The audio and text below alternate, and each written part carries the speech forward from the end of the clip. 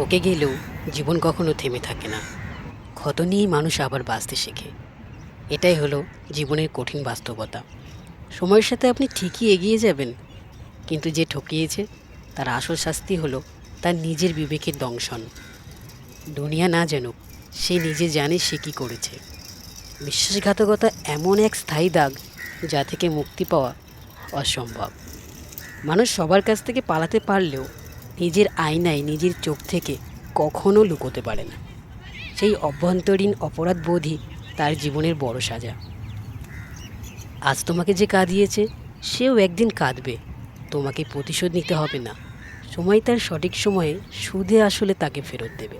আর যদি সে তার ভুল বুঝতে পারে, তোমাকে মন থেকে সত্যিই যদি কোনো দিন ভালোবেসে থাকে, তবে সে তোমার কাছে আবার ফিরে আসবে। রাধে রাধে।